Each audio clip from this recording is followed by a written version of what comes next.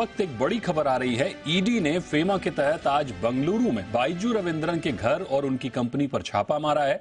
Red के दौरान ED को कई दस्तावेज मिले हैं। ज्यादा जानकारी के लिए फोन लाइन पर हमारे साथ जुड़ रहे हैं हमारे सहयोगी तरुण शर्मा। बताइए तरुण, क्या अपडेट मिल रही है इस छापे को लेकर?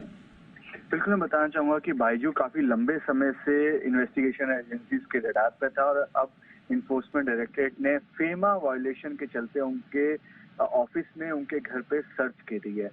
मैं अपने दर्शकों को बताना चाहूंगा कि ईडी को अपनी इन्वेस्टिगेशन में ये पाया है कि 2011 से 2013 के बीच में करीबन 28,000 करोड़ रुपया बाइजू कंपनी में आया और उसी समय करीबन 9,700 करोड़ रुपया बाइजू के जो प्रमोटर हैं उन्होंने विदेशों में भेजा। डिफरेंट कंट्रीज में वो पैसा भेजा गया।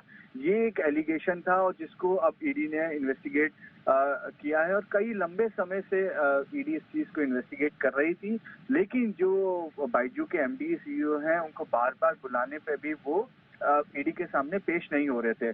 तो बहरहाल उनके इस वजह से उनके ऊपर छापेमारी करनी पड़ी और कई सारे उन्होंने डॉक्यूमेंट सीज करे हैं, डिजिटल एविडेंसेस उन्होंने सीज करे हैं इन्फोर्समेंट डायरेक्टरेट ने। इसके साथ साथ मैं बताना चाहूंगा कि इन्फोर्समेंट डायरेक्टरेट ने एक चीज और कही है कि 2020-2021 के बीच में बाइजू ने अपनी जो अकाउंट्स फाइल करने होते हैं, एनुअल रिपोर्ट जो फाइल करनी होती है, वो उन्होंने अभी तक फाइल नहीं करी है, जो भी एक वायलेशन वैसे मिनिस्ट्री ऑफ कॉर्पोरेट अफेयर्स का बनता है। लेकिन ईडी का ये मानना है कि इस वजह से जो बयान ये कहें कि जो वो सपोर्टिंग एविडेंस वो दे रहे हैं उसको बैंक्स के साथ चेक करना पड़ेगा, क्योंकि उन्होंने 2020 और 2021 के बीच में अपने एनुअल रिटर्न फाइलिंग नहीं करी है। लेकिन बाइजू पिछले कुछ सालों में उन्होंने कई बड़े एक्विजिशन किए, उसके बाद कई इंडिविजुअल्स ने उनके ऊपर कंप्लेंट करी। इवन कार्तिक चिदम्बरम ने भी उनके ऊपर कंप्लेंट की थी कि जो बाइजू का जो मामला है उसको मिनिस्ट्री ऑफ कॉर्पोरेट अफेयर्स को देखना चाहिए, लेकिन उसके बाद मिनिस्ट्री ऑफ कॉर्पोरेट अफेयर्स ने भी इन्वेस्टिगेशन स्टार्ट किया। लेकिन ईडी की जो सर्च है वो फिलहाल अभी फेमा में है, लेकिन यदि कोई और एजेंसी कहीं पे भी इनके खिलाफ यदि एफआईआर या प्रोसिक्यूशन फाइल कर देता है तो हो सकता है कि इन्फोर्समेंट डायरेक्टरेट इस पूरे मामले को पीएमएलए में कन्वर्ट कर दे।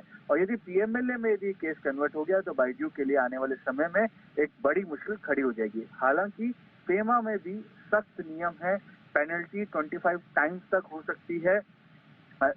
इसमें जो फेमा के वायलेशन यदि यहाँ पे साबित हो जाते हैं तो ईडी 25 टाइम्स तक पेनल्टी लगा सकती है। हमने पास्ट में भी देखा है, बहुत सारी कंपनीज के ऊपर ईडी ने फेमा वायलेशन पे पेनल्टीज लगाई हैं, चाहे वो Xiaomi हो। तो एक बड़ा मामला यहाँ पे ईडी ने बाइजू के खिलाफ बनाया है। बिल्कुल, ईडी ने एक बड़ा मामला बाइजू के खिलाफ किया है। ऐसे में कहीं ना कहीं बाइजू रविंद्रन की मुश्किलें और बढ़ती हुई नजर आ रही हैं। बहुत शुक्रिया करेंगे तरुण आपका इस पूरी खबर पर आने के लिए, विस्तार से बताने के लिए।